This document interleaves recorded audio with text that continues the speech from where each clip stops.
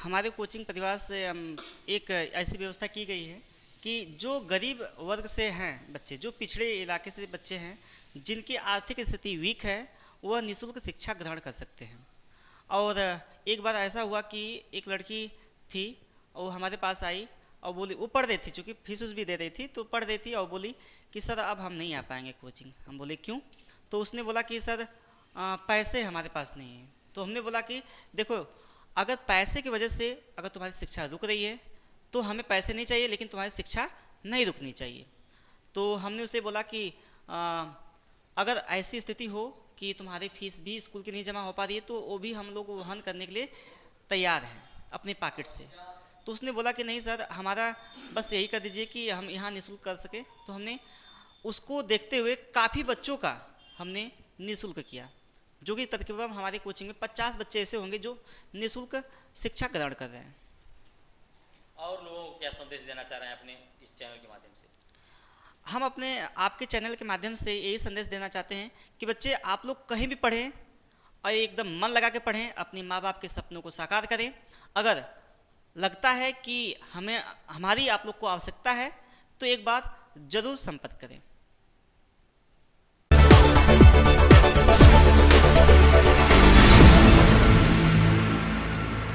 नमस्कार, आज़ाद भारत न्यूज में आपका स्वागत है। मेहनगर तहसील क्षेत्र के बोगरिया बाजार में उद्देश्य कॉम्पिटेटिव क्लासेस के प्रांगण में स्मार्ट बोर्ड का उद्घाटन किया गया। इस स्मार्ट बोर्ड के माध्यम से अब छात्र छात्राओं को पढ़ने के लिए बहुत ही आसानी तरीके से विजुअल के माध्यम से लोगों को जानकारी हो सकेगी। यह बोगरिया बाजार में पहली बार इस तरह का कार्यक्रम हुआ है। ग्रामीण स्तर में स्मार्ट बोर्ड की पढ़ाई के लिए लोग काफ़ी खुश दिखे। वही छात्र छात्राओं ने अपने बात बताते हुए कहा कि इसको लेकर लोग बम्बई, दिल्ली, कलकत्ता, इलाहाबाद पढ़ने के लिए जाते थे। आज जो है हम बोगरिया बाजार में ही स्मार्ट बोर्ड से हम पढ़ लेंगे।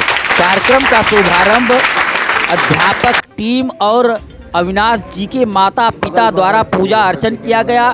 तत्पश्चात मुख्य अतिथि के रूप में आए बोगरिया पुलिस चौकी प्रभारी सौरभ त्रिपाठी द्वारा फीता काटकर किया गया।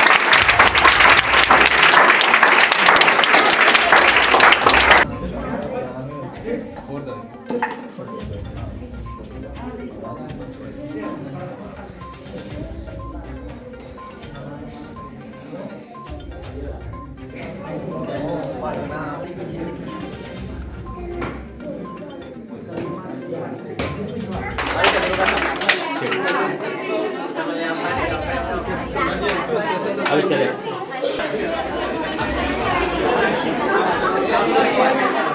एक तरह से समझा जाए, इस क्षेत्र के लिए आज जो है स्मार्ट बोर्ड के माध्यम से इस क्षेत्र के बच्चे आएंगे और पढ़ेंगे।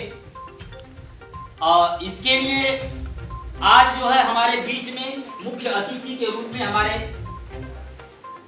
ऊर्जावान, प्रतिभावान हमारे चौकी प्रभारी सौरभ त्रिपाठी जी हमारे बीच में उपस्थित हैं। मैं उनका हृदय से स्वागत, वंदन और अभिनंदन करते हैं। उनके स्वागत में जोरदार तालियां कब से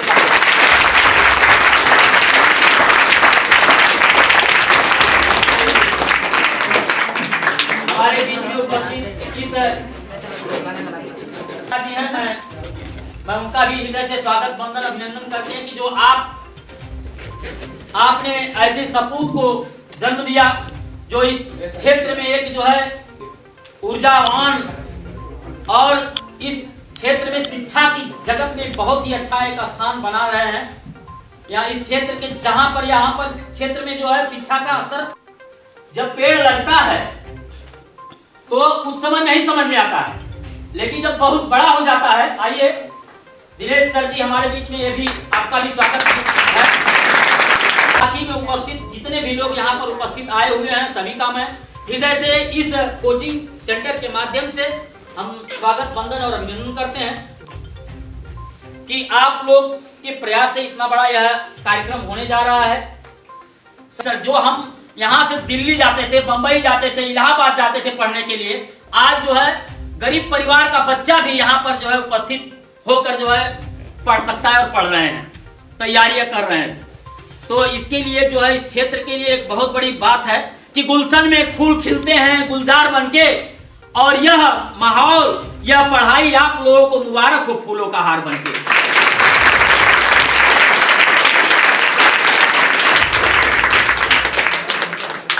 जैसा कि आज इस अभी नया वर्ष भी है, मकर संक्रांति जल्दी में हुई है कि सूरज निकलता है पूरब की ओर से, सूरज निकलता है पूरब की ओर से। यह स्मार्ट बोर्ड और यह शिक्षा आपको मुबारक हो हम लोगों की ओर से, हम लोगों की। हम चाहेंगे कि इस कार्यक्रम के हमारे उपस्थित अविनाश जी जो इस कार्यक्रम के बहुत ही जिस तरह से कार्यक्रम कर रहे हैं यहाँ पर, मैं चाहूँगा कि जो है आप आवें और 2 शब्द बच्चों के लिए जो है संबोधित करें और आप महान भाव का स्वागत। आंसू कहें या कुछ भी कहें, बट हमारे माता पिता हमारे लिए बहुत कुछ किए हैं। हम बहुत सही।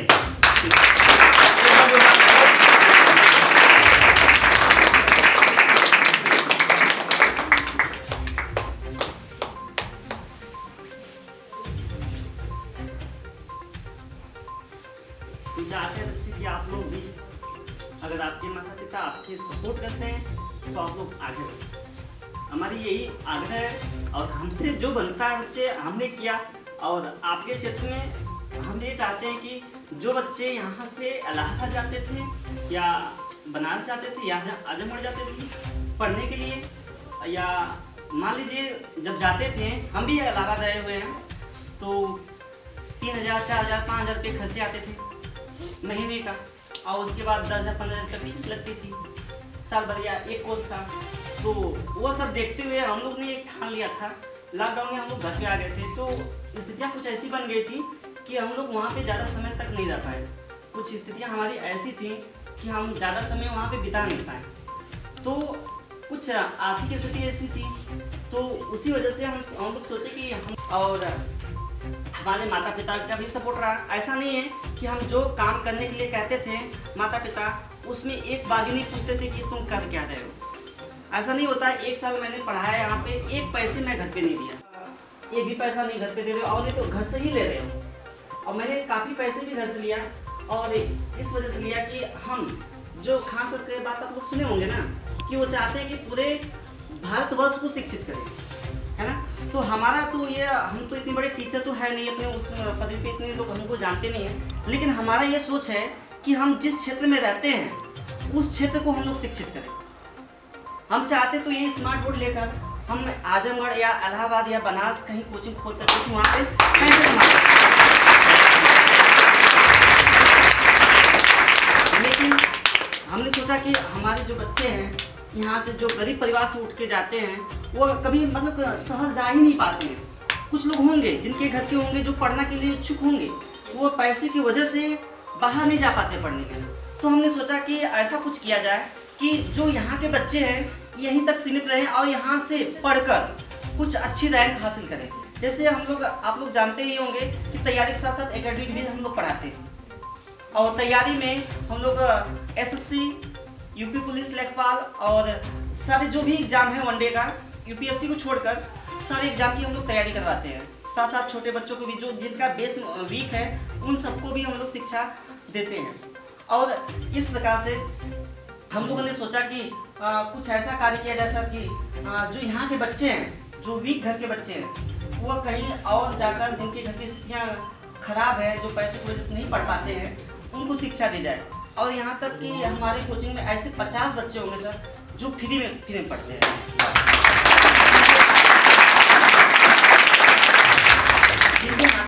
एक बार बच्चा कहता है, उसकी बात को सुनकर हम ये भी नहीं पूछते हैं कि तुम्हारे बैकग्राउंड कैसा है। अगर वो बच्चा बोल रहा है तो वास्तव में सत्य होगा।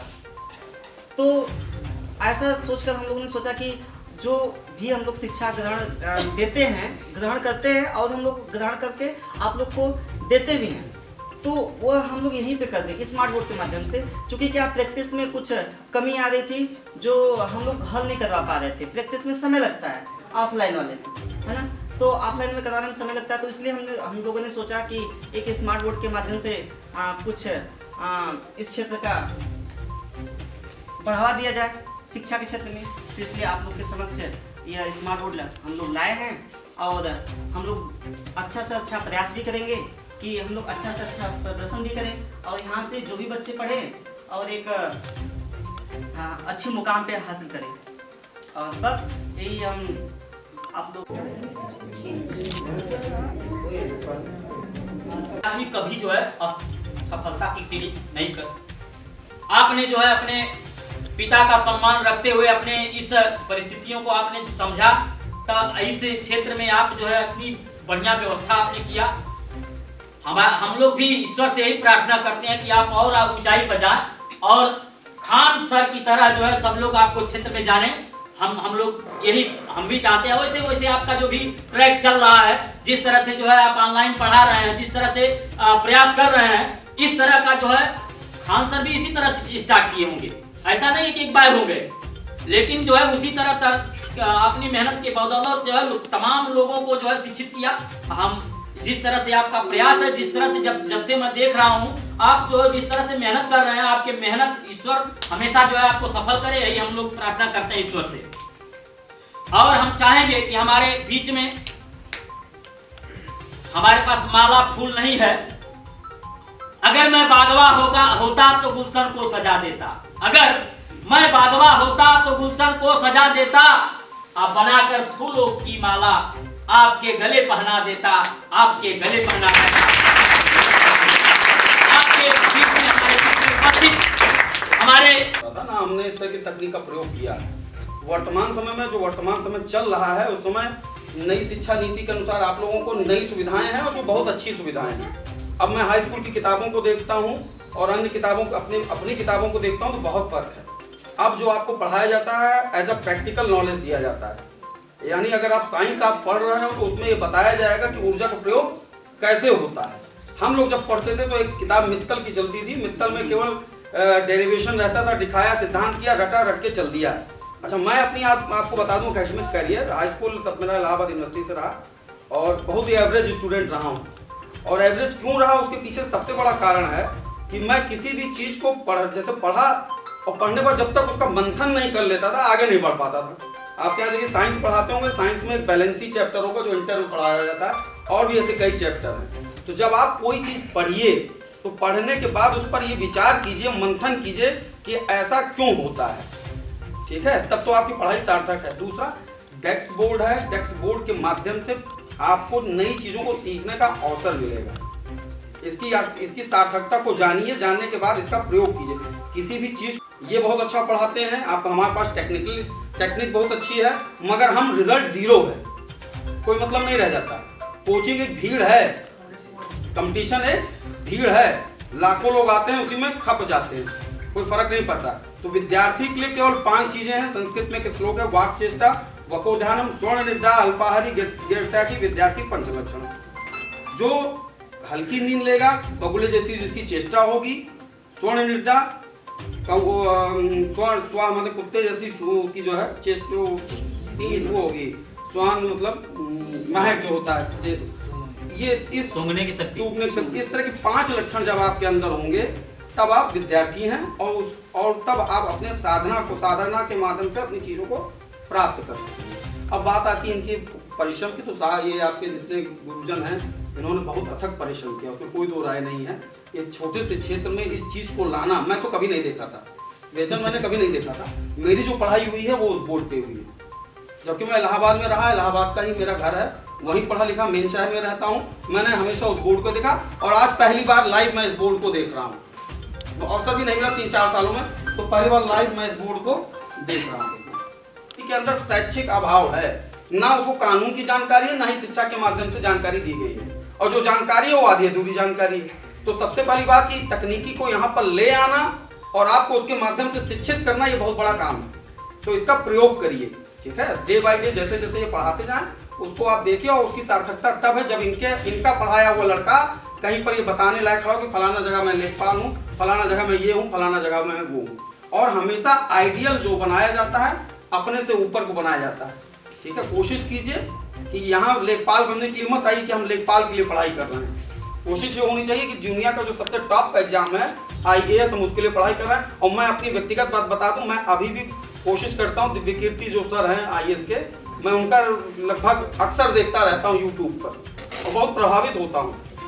तो जब तक करना है तब तक यहाँ बैठ के केवल आप संबोधन सुनते रहेंगे, पढ़ाई नहीं करेंगे। एक जैसे इनके अंदर एक लगन थी, ये यहाँ इसको ले आए, चाहते ना लाते, कहा ना कि हम आजमगढ़ में ले जाते पैसा कम। इनके अंदर एक भूख है कि हम अपने क्षेत्र में जो गरीब तबके के बच्चे हैं हम उनको पढ़ाएंगे। तो आपके अंदर ये भूख होनी चाहिए कि जो सर हमारे कर रहे हैं उसको हम चरितार्थ करेंगे। ठीक है, पूछा कि यहाँ का कोई लड़का निकला कि नहीं निकला, और मेरे लिए जान लीजिए आपसे कहीं ज्यादा खुशी होगी अगर मैं ये सुन लिया कि इस क्षेत्र से कोई भी बच्चा कहीं भी कंपटीशन क्वालिफाई किया है। ठीक है, तो पढ़िए, बढ़िया से अच्छे से रहिए, और इनकी अपने गुरुदेव आपके बहुत अच्छे हैं, इनकी हमारे बीच में जबकि जो है दिनेश सर जी हमारे बीच में उपस्थित हैं, मैं चाहूँगा कि आप जो है काफी शिक्षा के स्तर पर काफी मेहनत किया है, काफी प्रयास किया है। मैं चाहूँगा कि 2 शब्द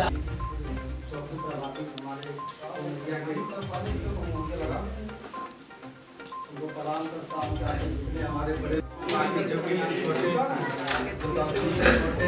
बच्चे आज छात्राएं हैं, सबके लिए यहाँ पे जो मुरीजन बिंदु हैं उनका भी तहे दिल से अभिनंदन। पढ़ने आते हो, मुरीजन बिंदु ने ये जो आपको दिया, सर ने भी बोला, सही बोला कि जब हम लोग पढ़ते थे तो हम लोगों के समझ कुछ भी नहीं मिलता था, टाट से बैठते थे हम लोग। आज तो आपको डेस्क मिल जाते हैं, पंखे मिलते हैं आज आपको, लेकिन आपको वहाँ जाना पड़ेगा, क्योंकि विदाउट विवेकानंद की जब पूरी दुनिया पढ़ेंगे तो विवेकानंद एक ऐसे दार्शनिक नहीं, उनको एक शिक्षा भी नहीं कहा जा सकता। वो शिक्षा के क्षेत्र में एक शब्द बोले, हमारे अंदर खुद ही ज्ञान होता है, अध्यापक क्या करता है उसी को मोटिवेट करके निकालता और कुछ नहीं करता, बस यही काम करता है। और यही एक शिक्षक का वर्क होता है, इससे ज़्यादा नहीं होता। और शिक्षक जो छात्र होते हैं इनका घनिष्ठ व्यवहार होता है। आप अगर शिक्षक कोई भी हो, जो भी पढ़ा लिखा है, सब शिक्षक हो, और अगर आप उनसे कुछ सीखोगे तो वो आपको कुछ न कुछ देंगे, क्योंकि जो शिक्षा होती है वो अनवरत चलती है, कभी रुकती नहीं है। और विवेकानंद जी ने एक चीज बोला था कि अगर आपको विकास चाहिए तो आप उपनिषद, वेद, वेदांत, हमारे जो सनातन है वो तो है ही है, लेकिन हमें किस तरफ जाना चाहिए? तकनीक की तरफ, क्योंकि जो विजुअल चीजें होती हैं वो जल्दी, अभी आप फिल्म देखोगे आपको पूरी कहानी आ जाएगी। आगे हम ब्लैक बोर्ड पे रोज चिल्लाते हैं, हम बच्चों को पढ़ाते हैं, हम सब 2008 से पढ़ाना चालू किया।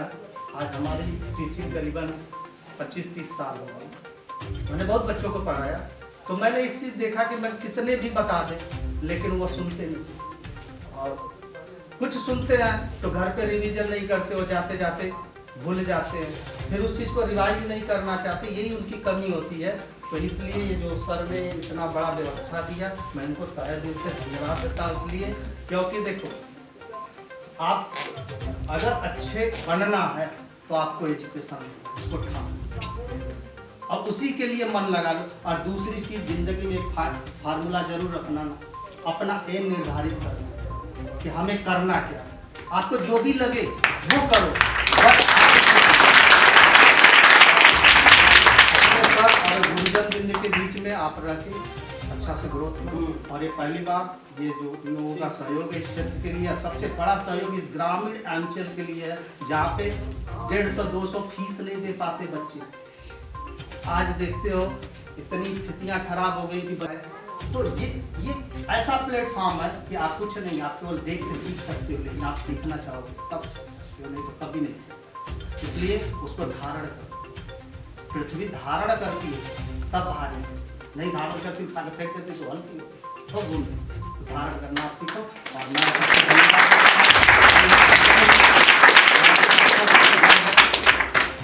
पढ़ाते हैं उनको तहे दिल से धन्यवाद देता हूँ। बाकी सर और बाकी लोगों ने जो आपके बीच में समय दिया, बड़े बिंदुओं ने, आप बुजुर्गों ने आपको जो यहाँ पे आके आपको प्रोत्साहन दिया, इसके लिए धन्यवाद। Thank you. जय हिंद।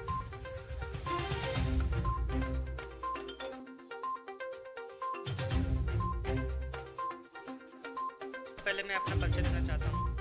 सर, मेरा नाम अविनाश चौहान है और मैं बोमरिया क्षेत्र से बिलोंग करता हूँ। और हमारा ये पर्पज़ है इस क्षेत्र में डिजिटल बोर्ड लगाने का कि यहाँ के जो बच्चे हैं जो शहरों में जाकर अपना रहने का खर्च, कोचिंग का खर्च वहन करते थे और कुछ ही साल बीतने के बाद वो घर आ जाते थे और उनकी आर्थिक स्थिति वीक होने के कारण वो घर पे आ जाते थे। इसी वजह से हम लोगों ने देखा, क्योंकि उस स्थिति से हम लोग भी गुजर चुके हैं, क्योंकि हम भी रह चुके हैं इलाहाबाद। और इलाहाबाद में रहने के बाद हम लोग 1 साल रहे, उसके बाद कुछ आर्थिक तंगी आने के कारण हम लोग को वापस आना पड़ा। तब से हम लोगों ने सोचा कि ऐसे ऐसे काफ़ी बच्चे हैं जो जाते हैं और वापस चले आते हैं और कुछ तो जा ही नहीं पाते हैं। और आज का जो युग है डिजिटल का है, तो हम लोगों ने 1 साल जमकर मेहनत किया और आप लोग के क्षेत्र में एक जो ग्रामीण इलाका है, जो शिक्षा के माने में काफ़ी पिछड़ा हुआ क्षेत्र है, तो उसको हम लोगों ने डिजिटल रूप से करने का प्रयास किया। एक छोटा सा कदम